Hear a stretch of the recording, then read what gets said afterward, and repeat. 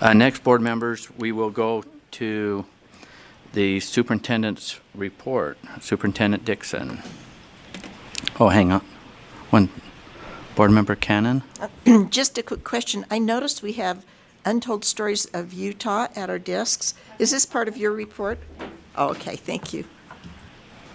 Okay.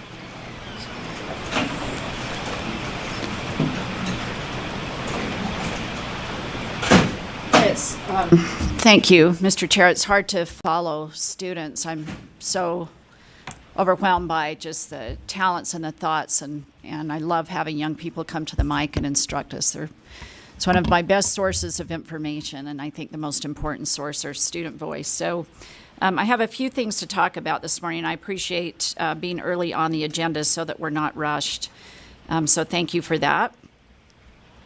I want to share a couple of things this morning, and these are these might feel a bit disconnected, but hopefully we can connect them all at the end. So first of all, I want to start off by talking about, oops, you've got my notes. That's not what I meant to show you. I want to start off by talking about EdFi. So look away from the screen for a minute. EdFi is a nonprofit company that really engages in systemic thinking about use of data.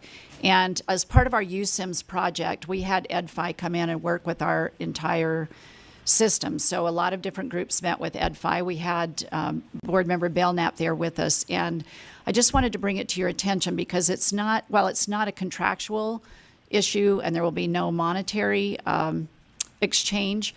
This is a nonprofit group that will really help us accelerate with EdFi, and we worked with them on looking at student data privacy. Whitney was at the table, and every entity we could think of to see how they might enhance what we're doing.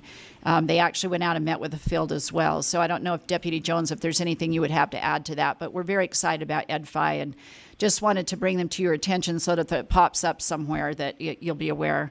Now I can see that you can't look away from the screen, which is quite fine, but it's also a month to really be talking about student and teacher celebrations, and this is one of my favorite times of year. I will tell you, as a school counselor, it was one of the most stressful times of year because you're working so hard to make sure that students can graduate up to the last minute, and you're dealing with stress and anxiety of students, and yet there's just this joyful part of being in schools this time of year, of celebrating great teacher work and student work.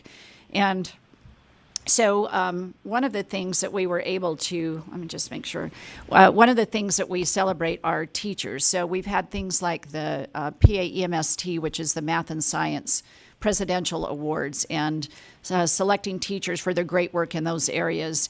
And some of you recently were at the Beverly Taylor Sorensen Legacy Awards, where they had a real pitiful MC who may or may not have been on top of her game, but the awards were awesome.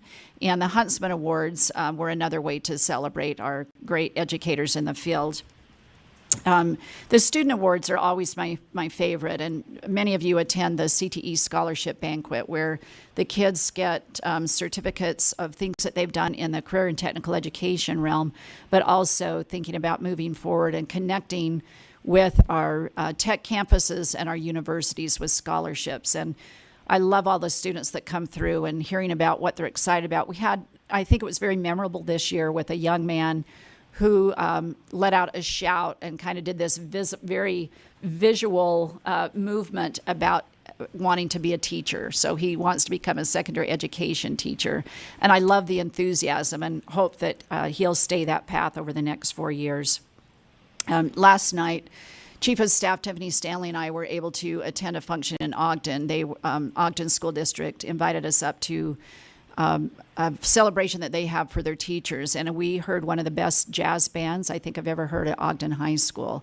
They were phenomenal, and it's a wonderful time to be out and hear student performances and see student work as well. And just celebrating what you heard today and saw today with students. But I never want us to forget that we have students who all are gifted and talented, in my opinion, and those gifts get unwrapped at different times in their lives. And something that's in front of you that was so compelling to me are the untold stories.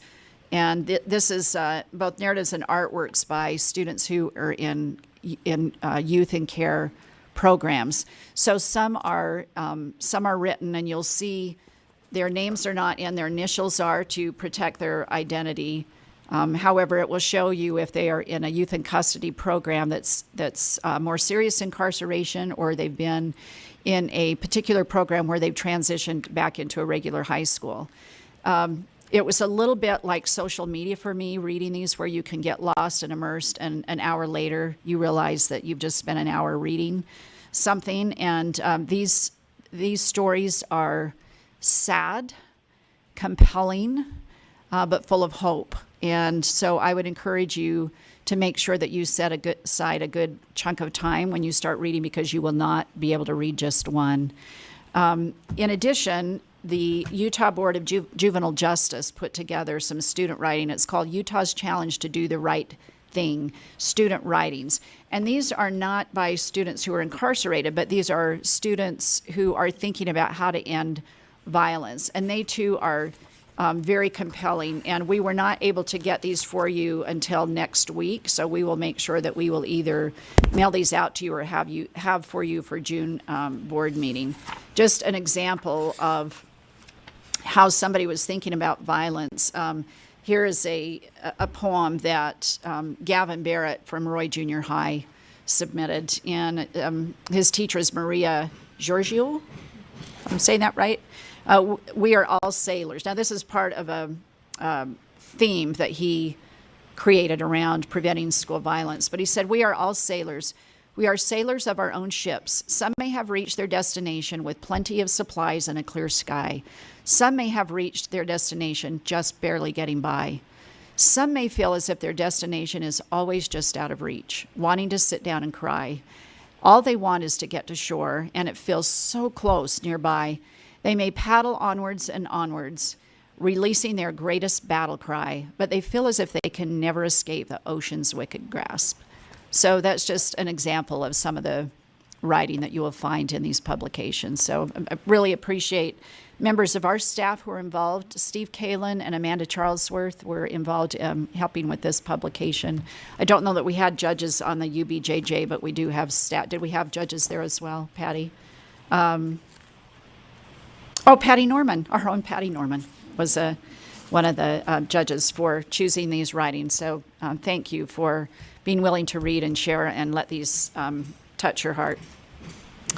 And then last but not least, I just want to say that I've been out and about in the field, and it seems like everywhere I go, there's just so much energy around our strategic plan and the portrait of a graduate. And these are things I'm hearing about everywhere, that people feel like the board is really clear about our direction and helping the field to move forward together. As part of that, you'll see today that when you came in, I hope you noticed that instead of having the blue background and the board seal, not that there's anything wrong with that, but instead, when you turn a screen on in this building, you will see the board strategic plan. And we'll pretty this up a little bit. This just comes off of the document that we created off of Publisher. So we'll have a slicker version of this in the future, but it's my desire that whenever a screen comes up in this building, that we're reminded of the work that we're about and the mission and vision of the board and the work that we do around our 4 goals. And when I go out in the field and I can hear teachers and even students start to repeat our goals, I'll know that it's catching root. But at least I see pockets of promise all over the Valley, and I hear it from legislators and from our other education partners that they know where we're headed and what we're about. So I wanted to put that out there as a piece of anecdotal evidence that it is starting to take root. So thank you for engaging in this strategic plan. The last thing I want to mention is that yesterday I was on a panel talking about education in terms of collaboration with the tech colleges and higher education and the governor's office and industry, and how we're moving career and technical education forward to develop workforce skills for our students. And it was a really interesting discussion. There were about 250 people in the audience, I would guess, and they were all from Richmond, Virginia. So it was a Chamber of Commerce event where they brought all of these people in to hear about what we're doing in Utah. There was a panel before our panel on education that Senator Milner facilitated, but I heard Speaker Wilson talk about nimble, creating a nimble workforce. And that so resonated with me because it's a term that I often like to use in thinking about education and how we can create a system that is more nimble and based on the needs of our students. And as I've spoken with each of you individually and I listen to your collective voices, I know that this is a value that we can all catch hold of, and that is becoming a system that's really nimble to meet the needs of each individual student and family. And it's my desire that we get there and that we can continue to work with our partners. I think we're so unique in our state that we live in this space of convergence where we really can talk about one another's work. As I sat on that panel, I love that Commissioner Jared Haynes from the tech colleges, that Spencer Jenkins from higher ed, and that Kimberly Carlisle from Talent Ready Utah could all speak to what we're doing in our secondary schools. And again, another piece of evidence that we have this collaborative effort in our state. And we need both cooperation and collaboration because that leads to deeper outcomes, more innovation, and our students being better prepared. So I want to express gratitude publicly for our partners and the work that we do together for a more nimble system and students better prepared for the workforce. Thank you.